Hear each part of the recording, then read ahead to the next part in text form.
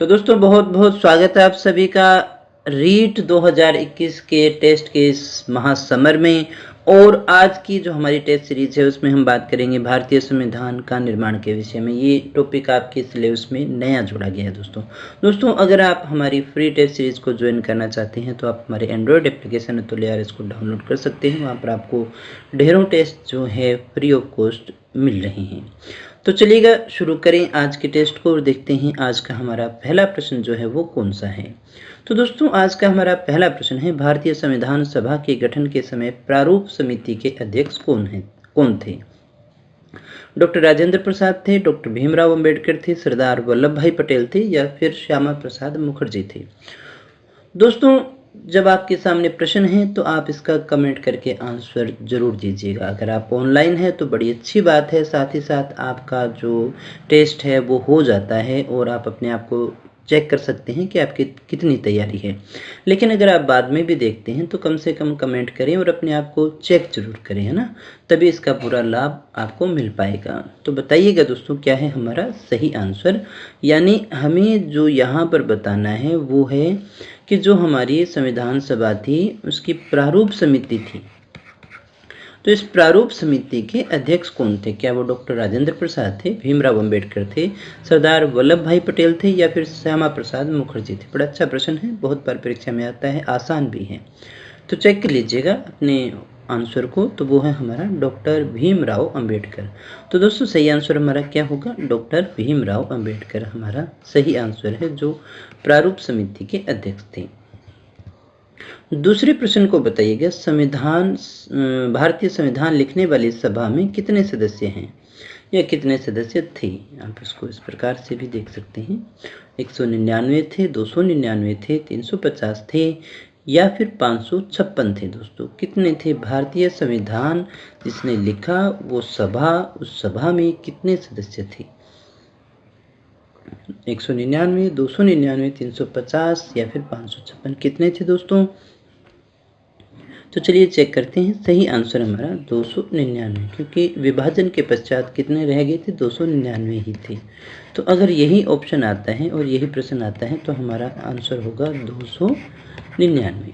आगे बढ़ते हैं और अगले प्रश्न को देखते हैं। भारतीय संविधान कब बनकर तैयार हुआ? यानी कब बना, पूर्ण कब हो गया था बनकर के? 26 जनवरी 1949 को, 26 जनवरी 1950 को, 26 नवंबर 1949 को और 26 नवंबर 1950 को भारतीय संविधान कब बन के तैयार हुआ? दोस्तों ये इस प्रकार के प्रश्न होते हैं, अगर आप इनको ढंग से नहीं पढ़ोगे तो फिर गलत हो जाते हैं। आपको बताना है भारतीय संविधान कब बन करके तैयार हो गया था, कब उसका निर्माण हो गया था। क्या है दोस्तों हमारा सही आंसर? तो चेक करिएगा दोस्तों, हमारा सही आंसर है 26 नवंबर 1949 को बन गया था और लागू हो गया था 26 जनवरी 1950 को। अंगीकृत कब किया गया था अगर आपसे पूछा जाए तो यही डेट आती है। लागू हमारा हुआ था 26 जनवरी 1950 को, क्योंकि अधिकतर जो एक्ट थे वो इसी समय लागू हो चुके थे, इसलिए अंगीकृत की बात है। तो अगर आपसे पूछा जाए बन के कब तैयार हुआ था तो 26 नवंबर 1949 को। ये डेट 26 जनवरी और 26 नवंबर में आपको कंफ्यूज नहीं होना है, 26 नवंबर को तैयार हो गया था। बात करते हैं अगले प्रश्न की। मैं भारत के लिए ऐसा संविधान चाहता हूं जो उसे गुलामी और अधीनता से मुक्त करे। यह कथन 1931 में यंग इंडिया में किसके द्वारा लिखा गया था? ये एक स्टेटमेंट है कि मैं भारत के लिए ऐसा संविधान चाहता हूं जो उसे गुलामी और अधीनता से मुक्त करे। ये जो कथन है 1931 में यंग इंडिया में किसके द्वारा लिखा गया था? सुभाष चंद्र बोस के द्वारा, सरदार वल्लभ भाई पटेल के द्वारा, महात्मा गांधी के द्वारा या फिर जवाहरलाल नेहरू के द्वारा? किसके द्वारा ये कहा गया था दोस्तों? क्या है हमारा सही आंसर? तो चेक करिएगा दोस्तों, सही आंसर हमारा महात्मा गांधी। ये कथन किसके द्वारा कहा गया था? महात्मा गांधी के द्वारा। स्टेटमेंट का है, बिल्कुल आसान सा प्रश्न भी था। अगले प्रश्न को देखिएगा, इनमें से कौन जो हमारी अंतरिम सरकार बनी थी उसमें गृह मंत्री कौन थे? दोस्तों हमें बताना है कि ये 4 हैं, इनमें से जो हमारी अंतरिम सरकार बनी थी उसमें से गृह मंत्री कौन थे? क्या है हमारा सही आंसर? बलदेव सिंह है, जवाहरलाल नेहरू है, डॉक्टर राजेंद्र प्रसाद है, सरदार वल्लभ भाई पटेल हैं। कौन थे दोस्तों? इनमें से हमारा सही आंसर क्या है? कमेंट करिएगा जल्दी से। चलिए चेक करते हैं। सही आंसर है हमारा नंबर 4, यानी सरदार वल्लभ भाई पटेल जो हैं वो अंतरिम सरकार में गृह मंत्री हुआ करते थे।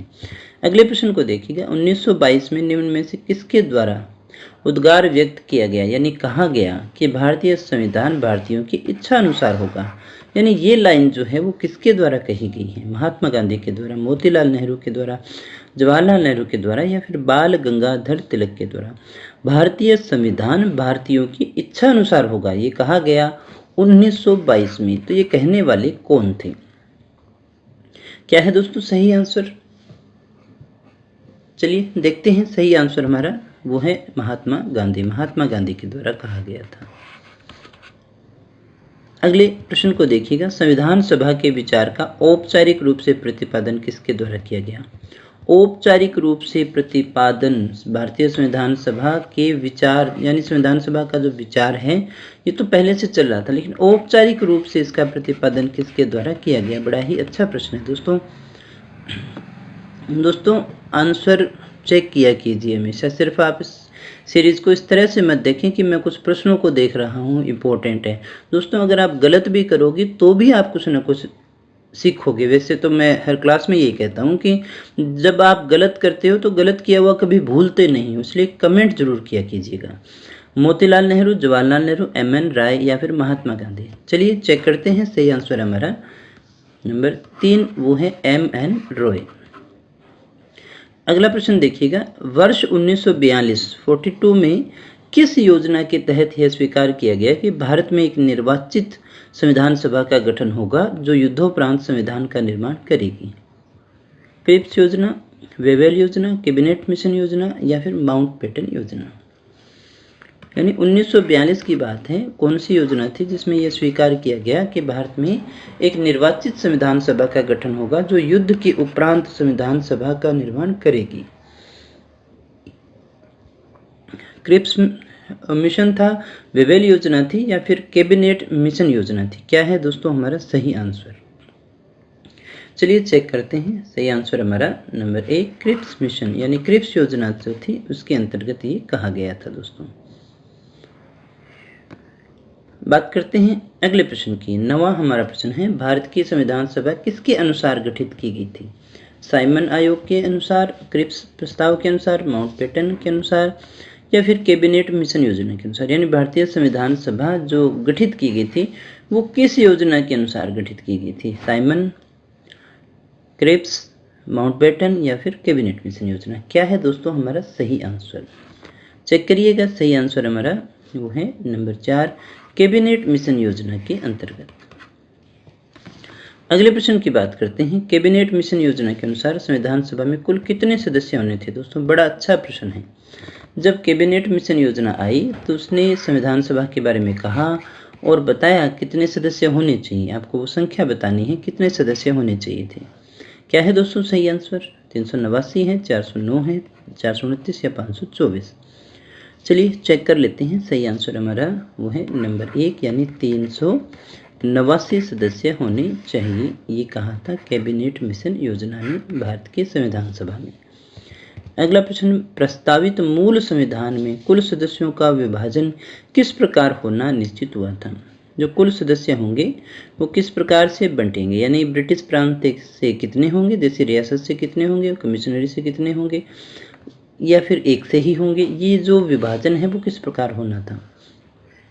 ब्रिटिश से 292 थे, देसी रियासतों से 93 थे, कमिश्नरी क्षेत्र से 4 थे। कुल आपको याद होगा दोस्तों कितने थे? 389। तो अब यहाँ आपको बताना है कौन सा इनमें से सही आंसर है।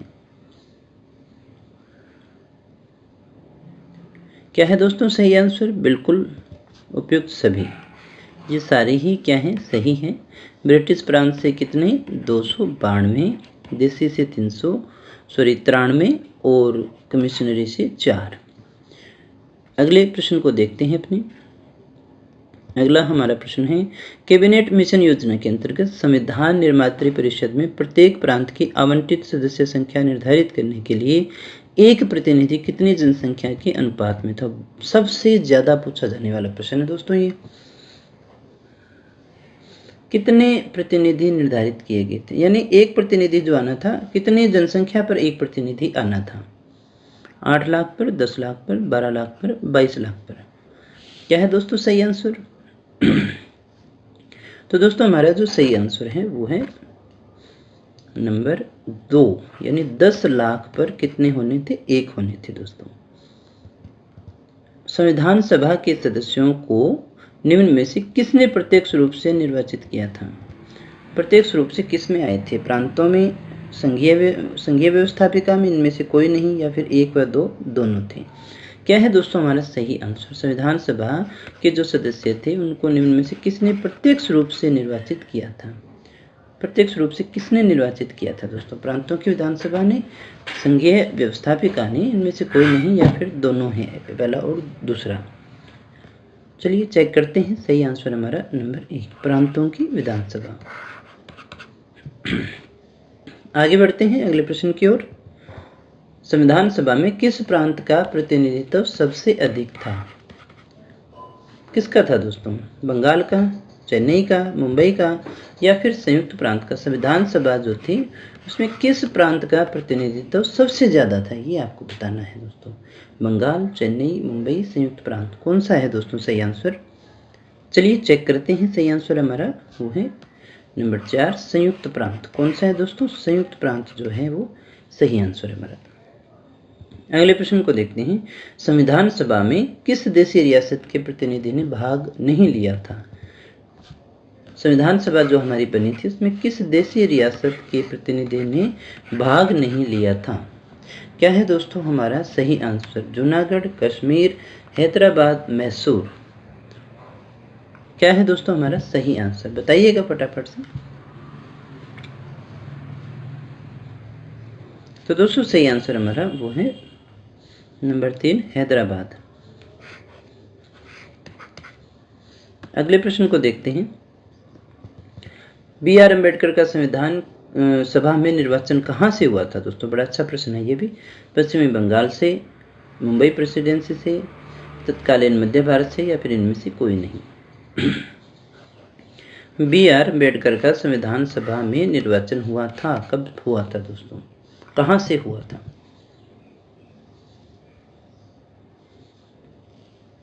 तो दोस्तों सही आंसर हमारा वो है नंबर 1, पश्चिमी बंगाल से हुआ था। अगले प्रश्न को देखते हैं। मुस्लिम लीग ने किस कारण संविधान सभा का बहिष्कार किया था?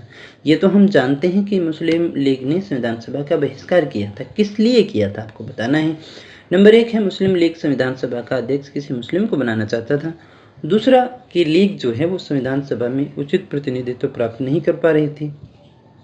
तीसरा है, मुस्लिम लीग मुस्लिमों के लिए एक अलग संविधान सभा चाहता था। या फिर ये सारे ही कारण सही थे। अच्छे से पढ़िएगा और आंसर देने का कोशिश कीजिएगा। क्या है हमारा सही आंसर? तो दोस्तों हमारा जो सही आंसर है वो है नंबर 3, यानी मुस्लिम लीग मुस्लिमों के लिए एक अलग संविधान सभा चाहता था, इसलिए उसने क्या किया था? बहिष्कार किया था। अगला प्रश्न देखिएगा। भारतीय संविधान निर्वात्री सभा प्रांतों की जनता के द्वारा चुनी गई थी, प्रांतीय विधानसभाओं और परोक्ष रूप से आनुपातिक प्रतिनिधित्व प्रणाली द्वारा चुनी गई थी, गवर्नर जनरल द्वारा इसका गठन किया गया था, या फिर वयस्क मताधिकार के आधार पर भारतीय नागरिकों द्वारा चुनी गई थी? क्या है सही आंसर? बताइएगा दोस्तों क्या है हमारा सही आंसर इनमें से?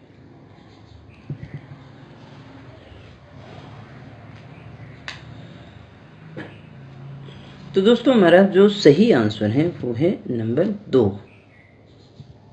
प्रांतीय विधानसभाओं द्वारा परोक्ष रूप से और आनुपातिक प्रतिनिधित्व प्रणाली के द्वारा चुनी गई थी। अगले प्रश्न को देखते हैं। संविधान सभा का प्रथम अधिवेशन कहाँ हुआ था दोस्तों? ये भी बड़ा प्यारा सा प्रश्न है। संविधान सभा का प्रथम अधिवेशन जो है वो कहाँ पर हुआ था? मुंबई में, कलकत्ता में, लाहौर में, दिल्ली में? क्या है दोस्तों सही आंसर हमारा? बताइएगा फटाफट से। तो दोस्तों हमारा जो सही आंसर है वो है नंबर 4 यानी दिल्ली। दिल्ली जो है वहाँ पर हमारा प्रथम अधिवेशन हुआ था। अगले प्रश्न को देखते हैं, संविधान सभा के स्थायी अध्यक्ष कौन थे? संविधान सभा जो हमारी थी उसके स्थायी अध्यक्ष कौन थे? BN राव, अंबेडकर, राजेंद्र प्रसाद या फिर सच्चिदानंद सिन्हा? दोस्तों सही आंसर क्या है हमारा? आसान सा प्रश्न है, कर दीजिएगा। तो दोस्तों सही आंसर है हमारा वो है नंबर 3 डॉक्टर राजेंद्र प्रसाद। तो दोस्तों ये भी बता दीजिएगा साथ साथ भी अस्थायी अध्यक्ष कौन थे, ये भी बता देना है ना। अगले प्रश्न को देखते हैं, संविधान सभा में सभी निर्णय किस आधार पर लिए गए? किस आधार पर संविधान सभा जो है वो सारे निर्णय किस आधार पर लेती थी? एकता और अखंडता के आधार पर, बहुमत के आधार पर, सर्वसम्मति के आधार पर, सहमति और समायोजना के आधार पर। क्या है दोस्तों हमारा सही आंसर? दोस्तों सही आंसर हमारा वो है नंबर 4 यानी सहमति और समायोजना के आधार पर। सहमति और समायोजना के आधार पर। अगला प्रश्न है हमारा, संविधान सभा में उद्देश्य प्रस्ताव किसने प्रस्तुत किया था? दोस्तों बहुत ज्यादा पूछा जाने वाला प्रश्न है। संविधान सभा में उद्देश्य प्रस्ताव किसने प्रस्तुत किया था? सच्चिदानंद सिन्हा ने, अंबेडकर ने, जवाहरलाल नेहरू ने या फिर JB कृपलानी ने? तो दोस्तों सही आंसर हमारा वो है नंबर 3 जवाहरलाल नेहरू के द्वारा। अगला प्रश्न, भारत को एक संविधान देने का प्रस्ताव संविधान सभा द्वारा पारित किया गया था। प्रस्ताव कब पारित किया गया था? दोस्तों हमने क्या कहा, संविधान देने का प्रस्ताव संविधान सभा द्वारा कब पारित किया गया था? दोस्तों 22 जनवरी 1946, 1947, 22 जनवरी 1948, 22 जनवरी 1949। कब किया गया था दोस्तों? क्या है सही आंसर? चेक कर लीजिएगा। सही आंसर हमारा नंबर 2 है 22 जनवरी 1947 को भारत को एक संविधान देने का प्रस्ताव जो है संविधान सभा के द्वारा पारित किया गया था। अगले प्रश्न को देखते हैं, संविधान सभा ने संविधान को अंतिम रूप से किस दिन पारित किया था? दोस्तों अंतिम रूप से पारित कब किया गया? संविधान सभा ने संविधान को अंतिम रूप से पारित कर दिया, यानी उसके बाद में वो संविधान बन गया था। दोस्तों 15 अगस्त 1947, 26 नवंबर 1949, 26 जनवरी 1950 और 15 अगस्त 1950। अंतिम रूप से पारित कब किया गया? दोस्तों क्या है हमारा सही आंसर? थोड़ा टिपिकल क्वेश्चन की भाषा है तो चेक कर लीजिएगा। वो हमारा 26 नवंबर 1949 को हमने अंतिम रूप से पारित कर दिया गया था दोस्तों। तो दोस्तों इसके बाद में आज का हमारा अंतिम प्रश्न है, संविधान सभा के कितने उपस्थित सदस्यों ने संविधान पर हस्ताक्षर किए थे? जब हमारा संविधान बना तो कितने उपस्थित सदस्य थे जिन्होंने संविधान पर हस्ताक्षर किए थे? 289, 284, 80 या फिर 299? क्या है सही आंसर हमारा दोस्तों? तो दोस्तों सही आंसर हमारा वो है नंबर 2 यानी 284 उपस्थित सदस्यों ने हस्ताक्षर किए थे दोस्तों। तो दोस्तों ये थे हमारे आज के प्रश्न। दोस्तों अगर आप टेस्ट सीरीज या फिर हमारी अदर जो फैसिलिटीज़ हैं उनको चाहते हैं तो फिर आप हमारी एंड्रॉयड एप्लीकेशन को डाउनलोड कर लीजिएगा, क्योंकि यहाँ हमारी कुछ सीमाएं होती हैं। यूट्यूब पर केवल अपनी वीडियो डाल सकते हैं दोस्तों। तो दोस्तों मिलते हैं नेक्स्ट वीडियो में कुछ और नए प्रश्नों के साथ, कुछ और नई जानकारी के साथ। तब तक बने रहिए हमारे साथ। Thank you very much.